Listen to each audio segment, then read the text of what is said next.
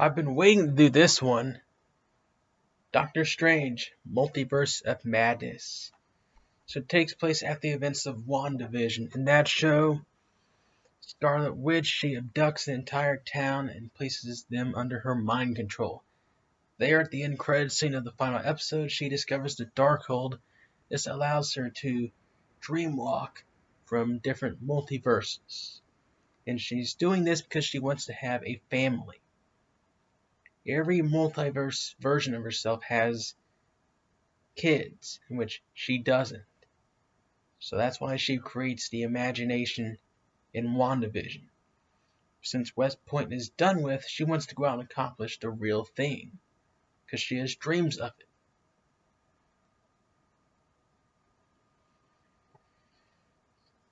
So we fast forward to Doctor Strange. So he's been dealing with the aftermath of the first events of the movie. Christine Palmer, his wife, broke up with him, is marrying somebody else. He's at a wedding, sees a bunch of commotion going on outside. There's a giant starfish chasing America Chavez. America Chavez can also travel from dimension to dimension. In the very beginning of the movie, her and another version of Doctor Strange are fighting another multiverse deviant. And she gets teleported over to this universe because that Doctor Strange failed to defeat that deviant. She's in this universe. She meets with Doctor Strange. She tells him about the multiverse theory. And Doctor Strange is once again back on the case. Doctor Strange goes to West Point, talks to Wanda about the Darkhold. And he finds out that Wanda has been studying the Darkhold and is using it to do something vile. Wanda wants America Chavez, but Strange stands against her.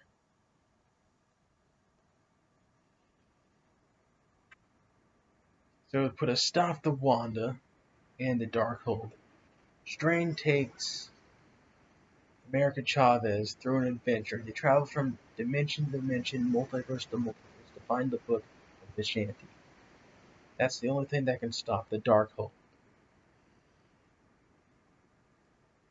However, though, there is one problem. There is a force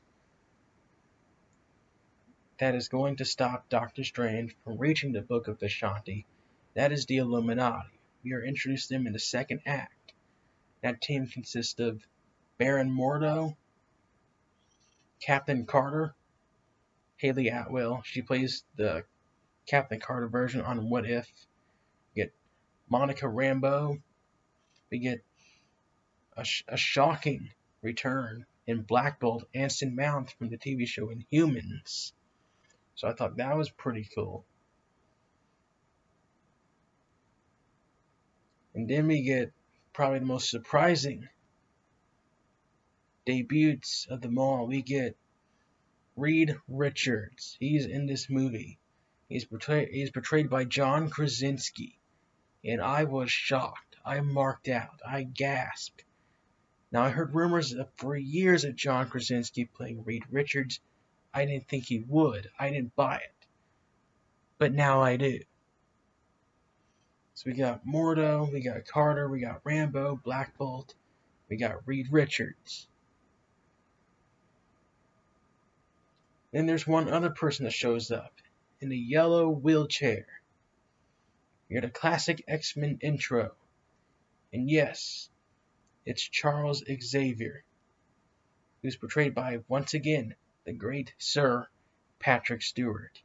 Now, I knew he was going to be in the movie because of the trailers, even though Stewart denied it. Us fans are smarter than that.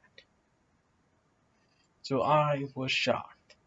The second act of the movie is my favorite part, and probably my also least favorite part, and we're getting that at the end. But the Illuminati, they shows up, they tell Doctor Strange that Doctor Strange is the most dangerous of them all. He is more dangerous than Wanda Maximoff. And he might be. So Strange is convincing the Illuminati that he needs to get the Book of Vishanti. but they don't listen to him until it's too late. Wanda Maximoff, she eventually finds where Strange and America Chavez are at. She goes there, she wipes out the Illuminati, and she's chasing Doctor Strange. Because Strange finds that book, it's over. The story is we're traveling through different multiverses, and Strange is trying to close the Darkhold before Wanda does something evil with it. That is pretty much the story of this movie. Then we get the mid-credit scene. We see Clea Lake being introduced, which is Doctor Strange's future wife. She's being portrayed by Charlize Theron.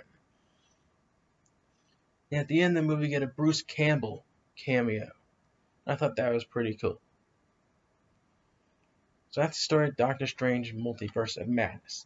A lot takes place in this movie. What I like the beginning. We see kind of like a sense of urgency, like something, like the multiverse is in peril. And Strange has to race against time to save the world from their fate. We start off big. The movie, it feels big. It feels like it's must-see.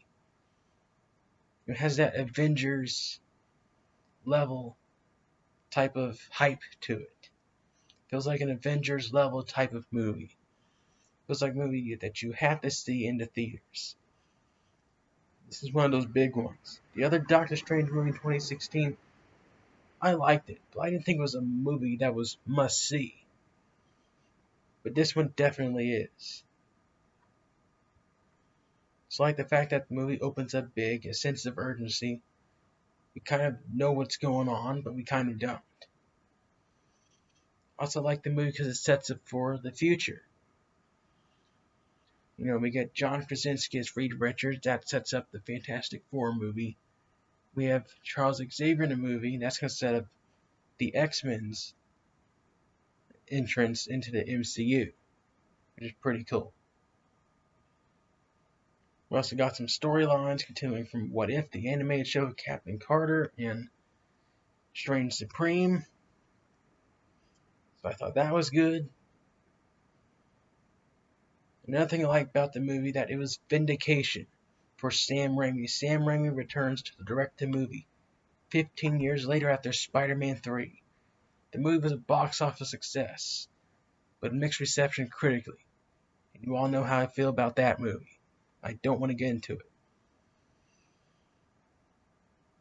But due to the success of Spider-Man No Way Home, I was intrigued by what Sam Raimi was going to do with this movie. Now, he signed on to do this movie at last minute. Scott Derrickson dropped out because of creative differences. That's why he's directing it. What lessons did Sam Raimi learn from Spider-Man 3? What can he bring to the table that the MCU hasn't done? And this kind of was a straight-up Sam Raimi movie. It was dark, it was long, there's some scary moments, mysterious moments, suspense. To me, Sam Raimi has been validated. He's been vindicated. So Spider-Man 3, even though I hate the movie, I forgive it. What I mean by it's been forgiven, I don't think it's that bad as I originally thought it was, because the mistakes that the movie made were corrected by Doctor Strange and Spider-Man No Way Home. No Way Home, it vindicated Andrew Garfield and Tobey Maguire. This movie vindicates Sam Raimi. So all the Spider-Man movies have been saved. They've been patched up. They've been forgiven. We can move on. So that's what I like about the movie. I also like Scarlet Witch as well. She's really powerful in this film. Overpowered for some reason. I knew she was something in the prior MCU movies, but this movie, she's a good villain. She's tough to beat. Now, what I don't like in this movie is the second act. Even though I like it, even though I marked out for Patrick Stewart and John Krasinski, I don't like it.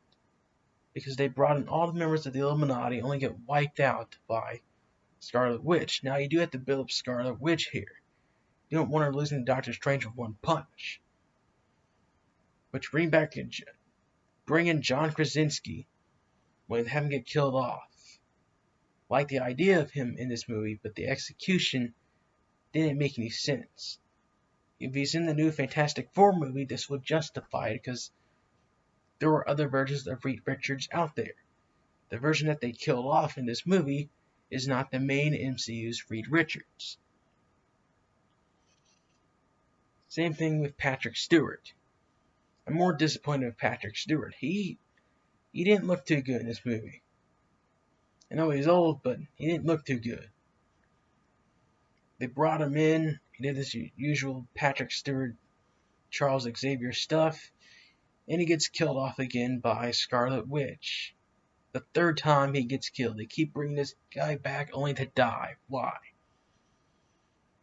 I don't know if he's going to be involved in other movies. I don't think he will. Maybe McAvoy will. But this guy said he's not playing Charles Xavier again, but here he is in his movie as Professor X. So he's kind of a hypocrite here. He kind of lied. But that's to be expected. The question is, will Hugh Jackman show up? Now that's big. Hugh said he's not playing Wolverine again. He said Logan was his last film, although he did have some involvement in Deadpool 2 as archival footage. The fact that he uses likeliness means that he may return. I believe he might. The right paycheck, the right story, Hugh Jackman will be Wolverine.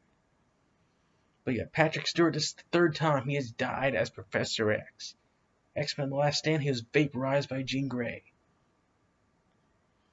Logan, he was stabbed by X-22. And in this movie, his neck gets broken by the Scarlet Witch. Terrible way to go, man. He always ends in violence. That's his way out. He dies by violence. It's kind of sad. But those are some small issues. Other than that, I like the movie. One of my favorites of the year. I'm going to give it a 10 out of 10. I would definitely watch this film. And also, I would definitely recommend it as well. So this is your Doctor Strange Multiverse of Madness review.